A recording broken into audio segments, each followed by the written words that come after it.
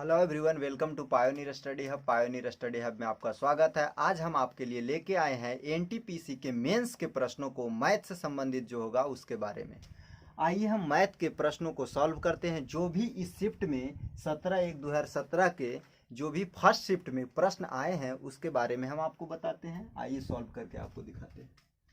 प्रश्न में लिखा है, यदि एक वस्तु को 4% तथा 6% के लाभ में बेचने पर विक्रय मूल्य में 3 का अंतर है, तो बताइए दोनों के विक्रय मूल्य में क्या अंतर होगा। देखिए, जब भी आप कोई लैंग्वेज संबंधित प्रश्न को सॉल्व करते हैं तो कहीं ना कहीं निश्चित राशि जरूर होता है। तो उस निश्चित राशि का तुलना अनुपात के उसी पद से करते हैं और जो निकालना है उसे गुना करते हैं। देखिए, यहाँ पे निश्चित राशि है 3, तो 3 का तुलना करेंगे हम उसी अनुपात के पद से।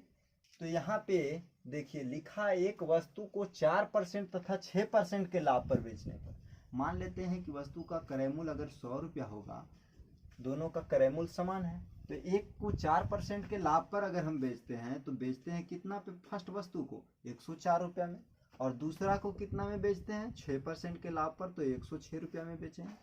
देखिए यहाँ का रहा है दोनों के विक्रय मूल्य में अंतर कितना है? 3, और यहाँ पे अंतर कितना है? अगर इसे हम काट दे तो हो जाएगा 52 दूनी 104 और 53 दूना 106।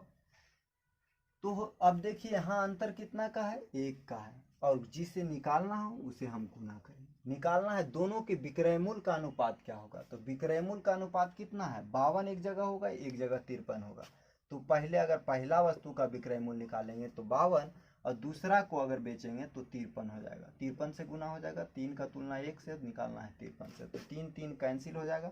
52 रेशियो कितना हो जाएगा? 53।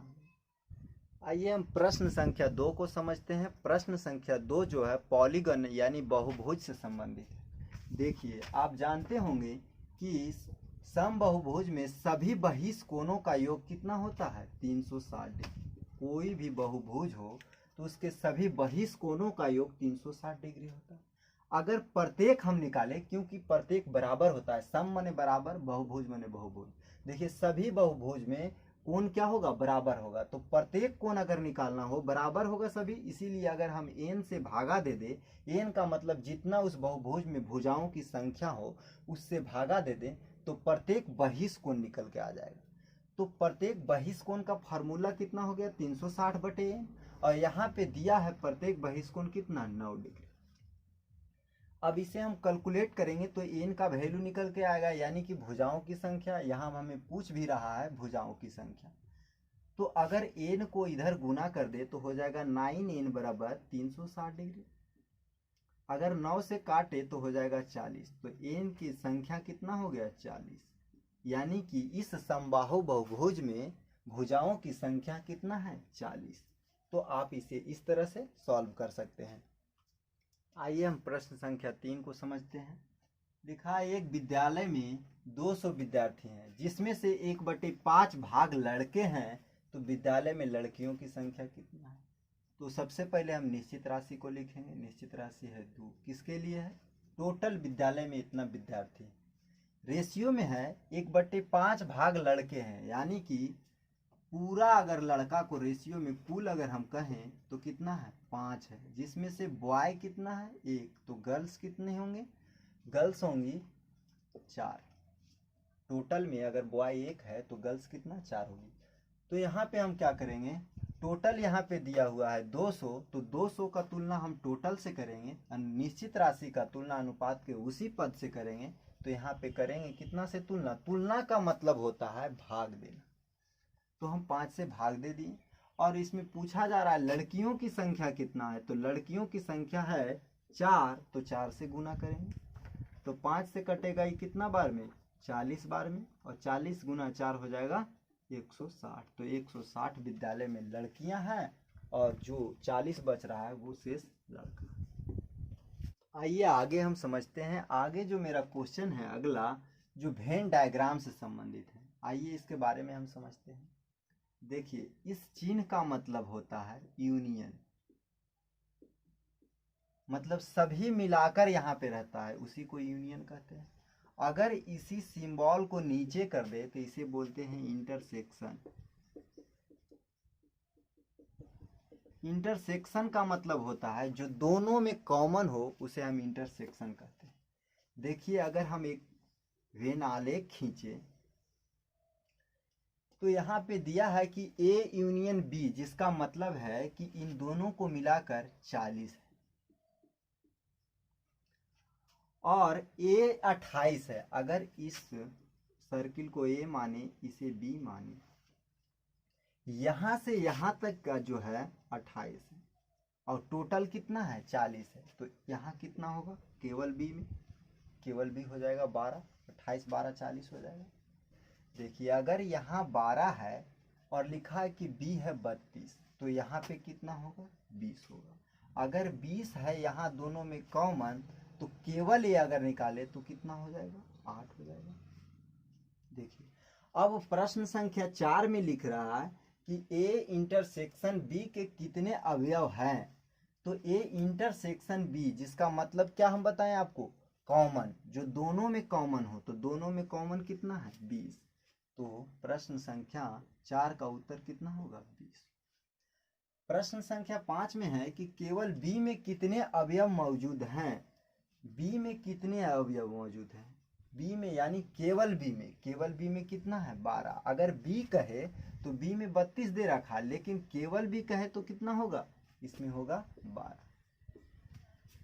आइए हम प्रश्न संख्या 6 को समझते हैं। यह प्रश्न जो है स्टैटिक्स से संबंधित है और बहुलक निकालना है। आंकड़ा दिया है जिसका बहुलक क्या होगा। बहुलक का मतलब होता है कोई भी आंकड़ा दिया रहे जिसमें सबसे ज्यादा बार जो संख्या आए उसी को हम बहुलक कहते हैं।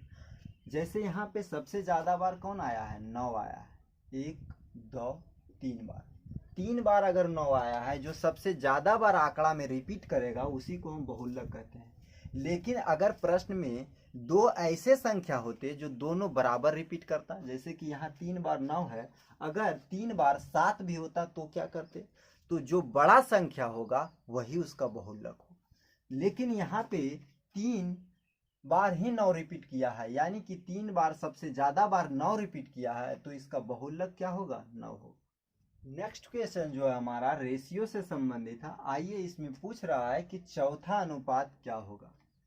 अगर चौथा अनुपात निकालना होता है तो हम इसे लिखते हैं 2:3 और यहाँ पे समानुपात का चिन्ह होता है, इसे हम बराबर भी लिख सकते हैं समानुपात को, और आगे 6 जो निकालना है उसे हम मान लेते हैं कि x होगा, तो यहाँ पे है x। देखिए जैसे जैसे दिया रहे वैसे हम लिख देते हैं और जो निकालना हो उसे हम मान लेते हैं। तो मान लिए यहाँ पे है x चौथा अनुपात, और आप जानते होंगे कि नज़दीक के गुना नज़दीक से किया जाता है और दूर का गुना दूर से किया जाता है। तो दूर का गुना दूर से पहले करते हैं तो 2 गुना x हो जाएगा 2x, और नज़दीक के गुना करते हैं तो 6 गुना 3 हो जाएगा 18। अगर 2 से काटे इसे तो 9 बार में कटेगा, यानी कि इसका चौथा अनुपात कितना हो जाएगा 9 हो जाएगा। आइए हम प्रश्न संख्या 8 को समझते हैं। देखिए यहाँ दिया है sin x बराबर 4/5। तो आप जानते हैं साइन थीटा बराबर होता है p/h। तो p पता है, h पता है, तो b कितना हो जाएगा, निकालेंगे तो हो जाएगा 3। कैसे, p स्क्वायर बराबर हो जाएगा h square minus b square under root में हो जाएगा वहाँ पे, तो निकल के आएगा b का वैल्यू 3। अगर हम इसमें पुट करते हैं कोसेक x, यानी कि कोसेक थीटा बराबर होगा h/p, तो h कितना है 5 है, p कितना है 4 है, और आगे दिया है कॉट एक्स, कॉट थीटा बराबर होता है b/p, तो b दिया हुआ है 3 और p कितना है 4। अगर हम इसे एलसीएम ले तो 4 हो जाएगा, यहाँ पे 5 यहाँ पे 3, तो 8/4 हो जाएगा, यानी कि 2। तो इस प्रश्न का उत्तर कितना होगा 2। आइए हम प्रश्न संख्या 9 को समझते हैं। इसमें दिया है एक विद्यार्थी परीक्षा में 25 में से 22 अंक अर्जित करता है, तो विद्यार्थी के अंक प्रतिशत में क्या होगा। देखिए टोटल 25 अंक का एग्जाम हुआ जिसमें उसने 22 अंक प्राप्त किया। प्राप्त कितना किया 22, और परसेंटेज में पूछ रहा है इसलिए 100 से। देखिए जब भी हम प्रतिशत निकालते हैं या लाभ हानि का प्रश्न बनाते हैं तो हमेशा टोटल को नीचे रखते हैं, और जो निकालना होता है, जिसका परसेंटेज निकालना होता है, उसे हम ऊपर लिखते हैं, और अगर परसेंटेज में पूछा जाता है तो 100 से गुना करते हैं। तो यहाँ कितना हो जाएगा, 25 से कटेगा ये 4 बार में, 25 चौक 100 और 22 चौक हो जाएगा 88। तो 88% विद्यार्थी ने अंक अर्जित किए हैं। आइए हम प्रश्न संख्या 10 को समझते हैं, जो कंपाउंड इंटरेस्ट से संबंधित है। माइक चक्रवृद्धि ब्याज की 4% वार्षिक दर पर 8500 रुपया उधार लेता है। 2 वर्ष का चक्रवृद्धि ब्याज क्या होगा यदि ब्याज वार्षिक संयोजित हो। देखिए यहाँ पे निश्चित राशि हमें प्राप्त है कितना, 8500 रुपया। क्या है, मूलधन है। तो इसका तुलना हम कितना से करेंगे, 100 से करेंगे, और निकालना होगा उसे हम गुना करें। पूछा जा रहा है 2 वर्ष का चक्रवृद्धि ब्याज क्या होगा यदि वार्षिक संयोजित हो। तो देखिए 4% के दर से अगर 2 वर्ष का हम चक्रवृद्धि ब्याज निकाले तो आप जानते होंगे कि चक्रवृद्धि ब्याज कैसे निकलता है। पहले हम क्या करेंगे, 4 का स्क्वायर करेंगे, 4 चौक 16 लिखेंगे, और अगला बार में हम 4 गुना 2 करेंगे तो 4 गुना 2 हो जाएगा 8, तो हो जाएगा चक्रवृद्धि ब्याज कितना, 8.16। इसे हम करते हैं कैसे, ए स्क्वायर प्लस 2a, और भागा देते हैं हमेशा 2 अंक के बाद। इस फॉर्मेट में निकाला जाता है 2 वर्ष का चक्रवृद्धि ब्याज। तो हम तुलना कर दिए मूलधन का तुलना मूलधन से, और निकालना है हमें चक्रवृद्धि ब्याज, तो गुना होगा कितना से, 8.16 से। तो 2 शून्य से 2 शून्य कैंसिल हुआ, और इसे गुना करेंगे तो आ जाएगा 693.6। तो इस प्रकार से चक्रवृद्धि ब्याज कितना आएगा, 2 वर्ष का 4% के दर से इतना आ जाएगा।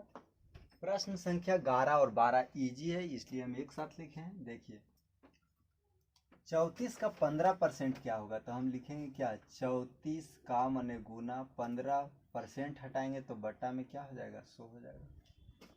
5 तिया 15 हो जाएगा, 20 से कटेगा 20 बचे 100 हो जाएगा। इसे हम काट सकते हैं 10 दूना 20 और 17 दूना 34। 17 तिया 51/10 यानी कि 5.1। तो 34 का 15% कितना आ जाएगा, इतना आ जाएगा। प्रश्न संख्या 12 में लिखा है 210 रुपया को इतना पार्ट में तोड़िए और बताइए कि अनुपात क्या होगा। तो देखिए निश्चित राशि का तुलना अनुपात के उसी पद से करते हैं। देखिए यहाँ टोटल 210 है, रेशियो में टोटल कितना है, 5 4 9 9 3 12 12 2 14। तो 14 से तुलना कर दी, और निकालना है उसे हम गुना करेंगे। निकालना है प्रत्येक रेशियो में कितना निश्चित राशि आएगा वो बताना है। तो एक बार 2 से गुना, एक बार 3 से, एक बार 4 से, एक बार 5 से। 14 से कटेगा ये कितना बार में, 7 दूनी 14, 7 तिया 21। 2 से कटेगा 15 बार में।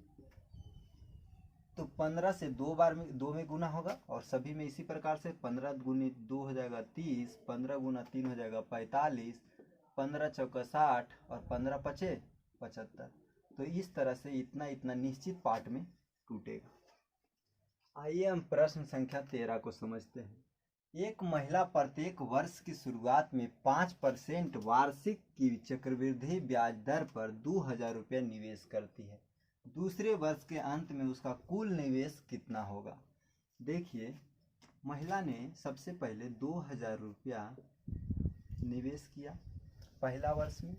तो अगर पहला वर्ष उसे 5% की वार्षिक दर से ब्याज मिले तो 2000 रुपये पर ब्याज कितना मिलेगा, इतना का 5% ब्याज मिलेगा। अगर हम परसेंट हटाएं तो बट्टा में 100 हो जाएगा। 2 शून्य से 2 शून्य कैंसिल, 20 पचे 100, तो हो जाएगा 2100। 2100 रुपया पहला वर्ष के अंत में उसके पास मूलधन सहित ब्याज आ जाएगा। और दूसरे वर्ष क्या होगा, दूसरा वर्ष में क्या होगा, अंत तक देखिए 2100 रुपया ये वाला है, और 2000 रुपया निवेश करेगी, 2000 रुपया निवेश करेगी। अब क्या होगा कि जितना पैसा है उस पर 5% के दर से चक्रवृद्धि ब्याज लेगी वो, तो हो जाएगा कितना, 2100 प्लस 2000 4100 रुपया। तो 4100 रुपया पे 5% के दर से लेगी। परसेंट हटाएंगे बट्टा में 100 हो जाएगा। 2 शून्य से 2 शून्य कैंसिल हो जाएगा।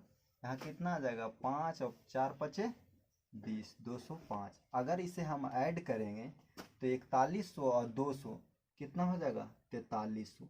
तो 4305 रुपया जा जाएगा। वर्ष 2 वर्ष के अंत में मूलधन और ब्याज, यानी कि उसके पास टोटल पैसा इतना रुपया हो जाएगा निवेश करने के लिए अगले साल। आइए हम प्रश्न संख्या 14 को समझते हैं, जो टाइम एंड डिस्टेंस से संबंधित है। प्रश्न में लिखा है विष्णु क्रमशः 10 किलोमीटर प्रति घंटा, 30 किलोमीटर प्रति घंटा तथा 8 किलोमीटर प्रति घंटा की चाल से बराबर दूरी तय करता है। कुल 15.5 मिनट की यात्रा करता है, तो उसके द्वारा तय की गई कुल दूरी किलोमीटर में बताइए। देखिए यहाँ चाल दिया है अलग अलग, एक ही दूरी को तय किया है, तो अगर हम औसत चाल निकालें तो क्या करेंगे, 3 बार किया है तो 3 से गुना और तीनों का एलसीएम लेते हैं। एलसीएम हो जाएगा 10, 30 और 8 का 120, और एलसीएम बटे इतना करते हैं, एलसीएम बटे इतना, एलसीएम बटे इतना।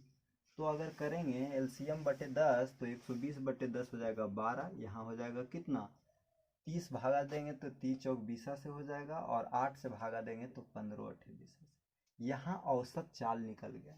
औसत चाल को अगर हम समय से गुना कर दें तो दूरी निकल जाएगा, और दूरी हमें चाहिए किलोमीटर में, तो चाल यहाँ किलोमीटर प्रति घंटा में था, तो समय अगर घंटा में रहे तो दूरी किलोमीटर में आएगा। तो यहाँ समय 15.5 मिनट में है, तो इसे हम घंटा में बदलते हैं, तो 60 से भागा दे देंगे, ये भी घंटा में बदल गया, और इसे हम कैलकुलेट करते हैं। 60 से कटेगा 2 बार में, यहाँ हो जाएगा 31, 31 से अगर इसे हम दशमलव हटाएं तो नीचे 10 आएगा, और कटेगा ये कितना बार में, 31 हो जाएगा, तो 31 से कटेगा ये 5 बार में, 5 दूना 10 हो जाएगा, 2 से 2 कैंसिल हो जाएगा, तो 3 किलोमीटर उत्तर हो जाएगा। आइए हम 15 से 18 तक के एक बार समझ लेते हैं, आसान आसान प्रश्न है। 1 सेंटीमीटर त्रिज्या वाले गोले का पृष्ठीय क्षेत्रफल सेंटीमीटर स्क्वायर में क्या होगा। आप जानते हैं कि गोला का क्षेत्रफल जो होता है, पृष्ठीय क्षेत्रफल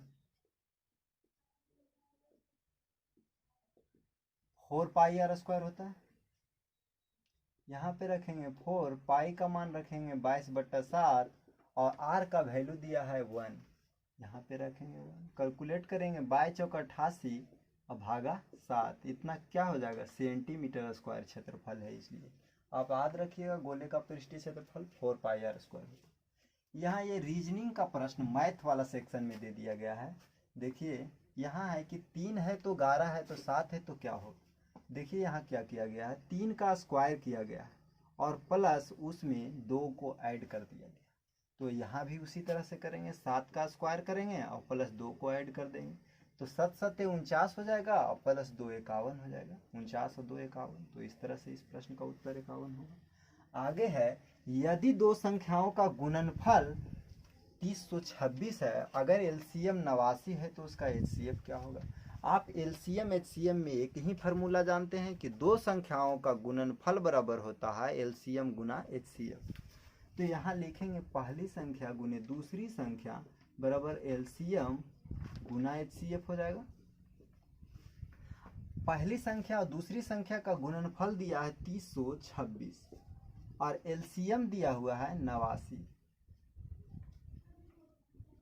तो एचसीएफ हमें निकालना है। तो यह 89 जो है भाग में चलाएगा, तो एचसीएफ बराबर क्या हो जाएगा, 3026 भागा 89। अगर इसे हम काटेंगे तो कटेगा कितना बार में, 34 बार में, तो एचसीएफ कितना हो जाएगा, 34 हो जाएगा। ये आगे भी प्रश्न जो है एलसीएम एचसीएफ से संबंधित है। देखिए लिखा है दो संख्याओं का अनुपात 3:5 है तथा एचसीएफ अगर 20 है तो उसका एलसीएम बताइए। देखिए हम एचसीएफ 20 दिया हुआ है निश्चित राशि में, तो उसका तुलना भी हम उसी अनुपात से करेंगे।